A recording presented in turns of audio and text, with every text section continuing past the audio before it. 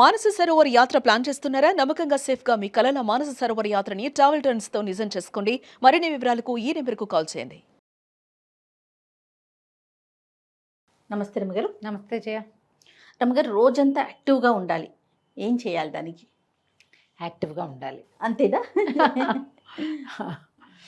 ఇవి జనరల్గా మనుషుల తత్వాలు, ఆరోగ్యము అవి కూడా ఉంటాయి కదా. మన పనులు, మన ఉద్యోగ జీవితం ఎలాంటిది, మన ఫ్యామిలీ లైఫ్ ఎలా ఉంటుంది, మన పిల్లల వయసులు వాటిని బట్టి డిపెండ్ అయ్యి ఉంటాయి. అయినా కూడా యాక్టివ్గా ఉండే రకం కొంతమంది ఉంటారు. ఎప్పుడు చూసినా పటాసులాగా పేలిపోతూ హాయిగా ఉంటారు. అవును. మామూలు వాళ్ళందరూ అంత పటాసుగా ఉండలేకపోతాం కదా, జామ్మని ఉండలేం. కానీ ఉంటే ఏంటంటే మనకి ప్లస్ ఆరోగ్యానికి మంచిది. శారీరక మానసిక ఆరోగ్యాలు బాగుండాలంటే యాక్టివ్గా ఉండటం ఒక మందు. ఈ రోజున ఏంటంటే మనం ఎక్కువగా ఎదుర్కొంటున్న సమస్య ప్రతి వాళ్ళకి డిప్రెస్డ్గా అయిపోవటం. అందరికీ డిప్రెషనే. దీనికి కారణం ఇది అది అని ఏముండదు. ఏదో మామూలుగా ఇప్పుడు మన ఈ మధ్య ఎవరితోటో మాట్లాడాను నేను, మన కేసు కాదు, జనరల్గా ఎప్పుడు విసుగ్గా ఉంటుంది, ఏదో ఒక నొప్పి, ఏడుపు వస్తుంది, అన్నిటికీ ఏడుస్తారు, పీరియడ్స్ ముందు ఎక్కువ ఏడుపుగా ఉంటున్నారు, ఏ పని చేయట్లేదు, సరిగ్గా చేయటం లేదు, ఇలాంటివేవో కంప్లైంట్లు. డాక్టర్ దగ్గరికి వెళ్తే ఈవిడ డిప్రెషన్లో ఉందని చెప్పాడు డాక్టర్. డిప్రెషన్కి ఏమీ లేదు, ఇల్లు వాకిలి బాగున్నాయి, అమ్మా నాన్న ఉన్నారు, అత్త మామ ఉన్నారు, భర్తతోటి బాగానే ఉంది, 2 పిల్లలు ఉన్నారు. ఎందుకు డిప్రెషను ఏమిటో ఆవిడకి తెలియదు, రీజన్ తెలియని డిప్రెషన్లో ఉంటున్నాం మనం ఇప్పుడు. మీరందరూ ఆలోచించుకోండి, మనం కూడా ఇదే స్థితిలో ఉన్నామని. ఏమి చేయబుద్ధి కాదు, బేసిక్ లక్షణాలు. పని చేయబుద్ధి కాదు, సాటిస్ఫాక్షన్ ఉండదు, తినబుద్ధి కాదు, లేదు తినాలే అనిపిస్తుంది, ఎంతసేపు బయటికి వెళ్ళిపోదాం అనిపిస్తుంది, లేదా అస్సలు బయటికి వెళ్ళబుద్ధి కాదు, ఎన్ని పనులు చేసినా చాలనట్టు అనిపిస్తుంది ఒక రకం, ఏ పని చేయబుద్ధి కాదు ఇంకో రకం. ఎవరైనా వస్తే వీళ్ళు ఎందుకు వచ్చారా దేవుడా అనిపిస్తుంది, రాకపోతే ఎవరు లేరు నేను ఒంటరిగా ఉన్నాను అనిపిస్తుంది, నిద్ర పట్టదు, ఊరికే మెలకు వచ్చేస్తుంది, లేదా విపరీతంగా నిద్రే, మంచం దిక్కండి అట్లా పడుకోవాలనే ఉంటుంది. ఇవన్నీ కూడా డిప్రెషన్ లక్షణాలే. ఇంకా ఇవి కాకుండా ఇంకా 100 ఉంటాయి. ఊరికే కోపం రావటం, ఊరికే ఏడుపు రావటం, నైరాస్యం, ఏ పని చేత పట్టకపోవటం, ఎండ్ రిజల్ట్ దాకా పని చేయలేకపోవటం, ఇవన్నీ కూడా అందరూ ప్రతి వాళ్ళు ఇందులోకి వెళ్తారు జయ. ఇది ఒక సహజమైనది. జ్వరం వచ్చాక ఒక నిస్త్రాన్ని వస్తుంది చూడు, అవును, అలాగా ఇవి పెద్ద పెద్ద పనుల తర్వాత రావచ్చు, డెలివరీల తర్వాత, ఆపరేషన్ల తర్వాత, యాక్సిడెంట్ల తర్వాత, ఏదైనా ఫంక్షన్ అయిన తర్వాత, పిల్లల నుంచి పార్టీషన్ వచ్చినప్పుడు, లేదా అమ్మా నాన్నల partition, brother and sister partition, వాళ్ళు కూడా ఎక్కడికైనా ఫారెన్ వెళ్ళిపోతారనుకో, తమ్ముడో చెల్లెలో బయటికి వెళ్ళిపోతారు, అప్పుడు భర్తలతోటి కొంచెం సెపరేషన్ వచ్చినా, ఏదైనా చిన్న సెపరేషన్లు, వాళ్ళు ఏదో ఊరు వెళ్తారు, అలాంటప్పుడు కూడా రావచ్చు. ప్రెగ్నెన్సీ రావట్లేదని భయాలు అవి ఏర్పడ్డప్పుడు, ఎర్లీ ప్రెగ్నెన్సీలో కూడా ఈ లక్షణాలు ఉండొచ్చు. మనం ఇలా ఉన్నాము అనుకుంటే దాంట్లో నుంచి బయటపడేందుకు ప్రయత్నం చేయాలి. అది ఎట్లా, ఎంత సింపుల్గా చేయాలంటే మనకి ఎలా తెలుస్తుంది, అలా అడుగుతారు. కాదు మనం చీకట్లో ఉన్నాం, లైట్ వేసుకోవాలని మీకు ఒకళ్ళు చెప్పాలా? మనకు అర్థమైపోతుంది కదా ఆటోమేటిక్గా కదా. మీరు ఆలోచిస్తే మీకు అర్థమవుతుంది. ఏమిటి నేను ఇలా పప్పులో ఉన్నాను, నేను ఇలాగే ఉండాలి, ఇలాగే ఉండొచ్చు అనుకోవద్దు. ఎప్పుడు ఇలాంటి నైరాశ్యాల్లో ఎవ్వరూ ఉండకూడదు, ఉండక్కర్లేదు. దానికోసం ట్రై చేయాలంతే. మీరు యాక్టివ్గా ఉండే పర్సనాలిటీ అయినా, లేదా మీరు యాక్టివ్గా ఉండాలి అని భావించినా మీ చుట్టూతా ఇది చేరదు, ఇది పోతుంది. ఒకవేళ వచ్చినా దాన్ని మనం తన్నేస్తాం, ఏదో దారిలో కనపడుతుంది దాన్ని తోపు తోసి మన దారిని మనం ముందుకు నడిచి వెళ్తాం. మీరు ఆలోచించి చూసుకోండి. ఇది 14-16 ఏళ్ల వయసు అప్పటి నుంచి మొదలుపెట్టి 60-70 ఏళ్ల దాకా ప్రతి ఆడవాళ్ళు ఎదుర్కొంటారు. అవును, గమనించండి. మీ పిల్లలు డల్గా ఉన్నా, లేదా విపరీతంగా తినేస్తున్నా, సరిగ్గా మాట్లాడరు, ఎవరైనా వస్తే లోపలికి వెళ్ళిపోతారు, ఏది కొన్నా సాటిస్ఫాక్షన్ ఉండదు, ఇవన్నీ కూడా ఇలాంటివే. ఇది పెద్ద స్థాయి కాదు, చిన్న లెవెల్. దాన్ని సరి చేసుకోవాలి. యాక్టివ్గా ఉంటే ఇవి తగ్గుతాయి. యాక్టివ్గా ఉండటానికి ఏం చేయాలి? ఇది బేసిక్ థింగ్. ఏం చేయాలంటే early to bed, early to rise. Okay. రాత్రిళ్ళు పడుకోండి, పెంద్రాళే పొద్దున్నే లేవండి.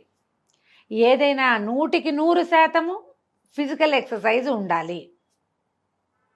ఏమీ చేయలేరు మీరు, ఎక్సర్సైజులు రావు ఏమిటో రావు, జిమ్లో చేరే కెపాసిటీ లేదు మనకి, మన వల్ల కాదు. ఇంట్లో చేయండి, వాకింగ్ చేయండి, నడవండి, యోగా చేయండి. సులువు తక్కువ ఖర్చుతో అయిపోయే యోగా క్లాసులు కూడా దొరుకుతాయి. మెట్లెక్కి దిగండి, శుభ్రంగా నడవండి 1 గంట సేపు. ఏదైనా ఇంట్లో పని చకచకలాడుతూ చేసేసేయండి. ఏదైనా వంట చేయండి. శరీరానికి శ్రమ. సర్దటము, పనులు చేయటము, మొక్కల దగ్గర పని చేయటము, పైకి కిందకి నడవటము, ఎవరికైనా సహాయం చేయటము, ఎవరి పనులైనా చేసి పెట్టటము, ఏదో ఒకటి చేసి మిమ్మల్ని మీరు యాక్టివ్గా ఉంచుకోండి.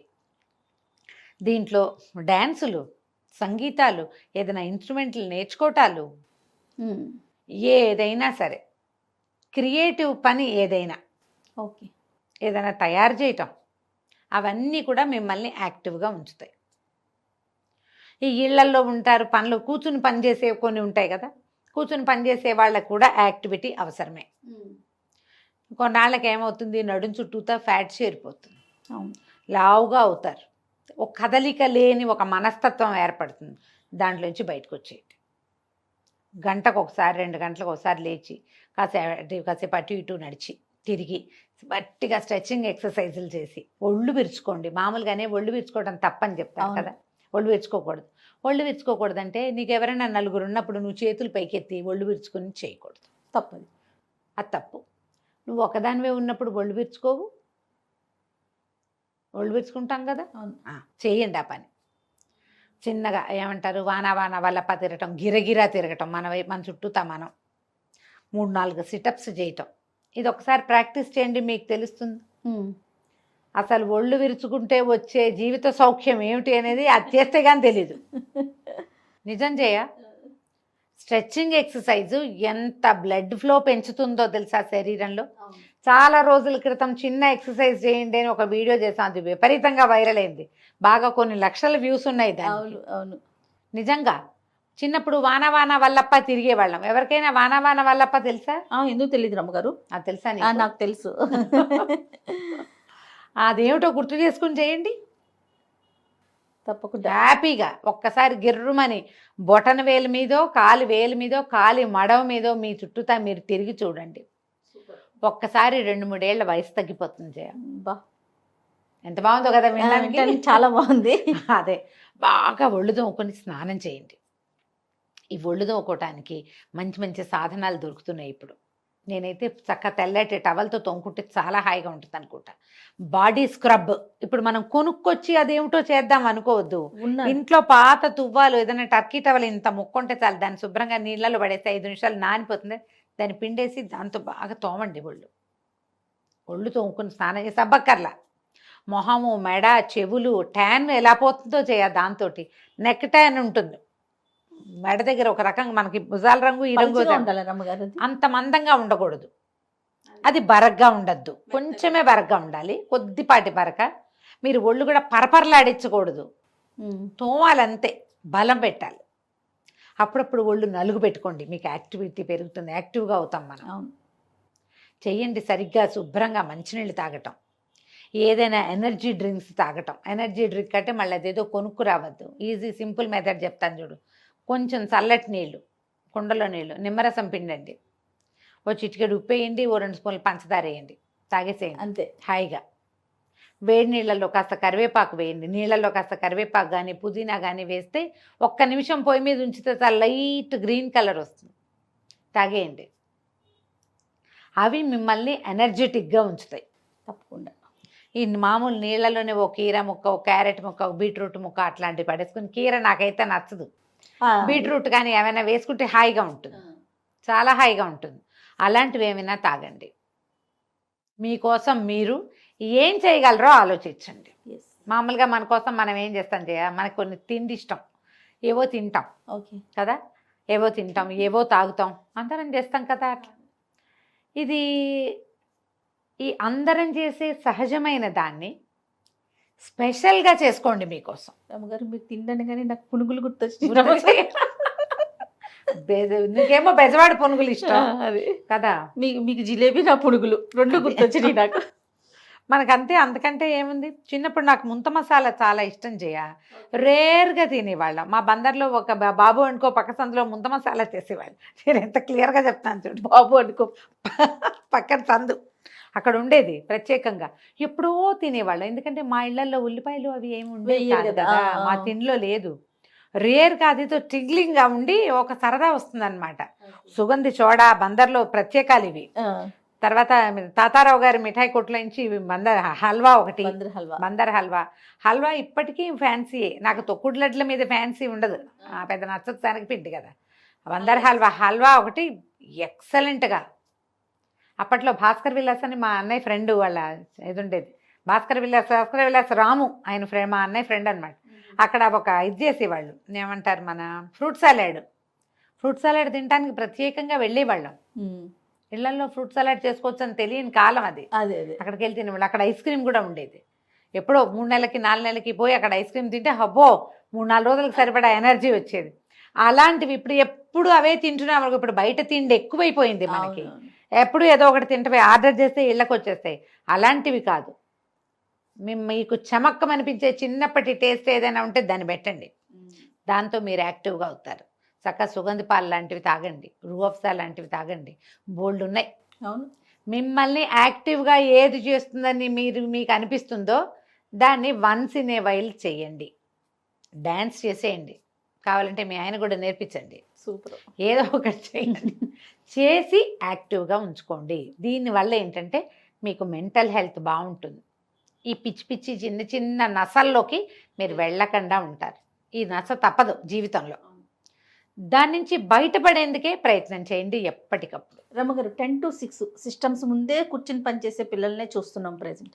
వాళ్ళు ఎట్లా అంటారు? వాళ్ళు ఇంటే 1-2 గంటలకు ఒకసారి లేవటం, కిందకి వెళ్ళి ఏదైనా తాగి రావటం, ఎక్కడికైనా నడవటం, కాసేపు అట్లా గాల్లోకి వెళ్ళటం, గట్టిగా గాలి పీల్చి వదిలిపెట్టడం, ఒక 5-6 సార్లు ఫుల్గా గాలి లోపల తీసుకోవాలి, మళ్ళీ బాగా వదిలిపెట్టాలి. అప్పుడు ఏమవుతుంది, ఎనర్జైజ్ అవుతుంది బాడీ. అటు ఇటు తిరిగి కాస్త చిన్న చిన్న స్ట్రెచ్చింగ్లు చేయటం, వంగి ఏదైనా తీయటం, ముందుకి వెనక్కి ఇట్లా బాడీ ముందుకు వంచడం, వెనక్కి వంచడం, ఓ 2-3 సార్లు చేసేసరికల్లా యాక్టివ్గా అవుతారు. మీరేం చేస్తారు, ఇలా కూర్చునే వాళ్ళు ఇంత తినకండి, ఇంతంత తింటూ ఉండండి. ఇంత తింటే అంతేమీ ఒళ్ళు రాదు. అంత కదలకుండా కూర్చున్నప్పుడు ఎక్కువ తినేస్తే కడుపు నిండా తిన్నామనుకో, అవును, ఇప్పుడు కష్టం. చిన్న చిన్న బైట్స్ కనుక తీసుకుంటే, ఏదైనా స్మాల్ బైట్స్లో ఏవైనా కొంచెం తినచ్చు. ఎక్కువ వెయిట్ రాని పదార్థాలు కనుక తింటే మనం ఈ ఫ్యాట్స్ లేకుండా బాగానే ఉంటుంది, యాక్టివ్గానే ఉంటారు మీరు కూడా. కానీ వారంలో ఒక 2-3 రోజులైనా కనీసం ఒక మంచి ఎక్కువ ఎక్సర్సైజ్ ఉంచుకోవాలి ఎవరైనా సరే, అంతే కదా. రైట్ రమ్మగారు, నమస్తే. నమస్తే.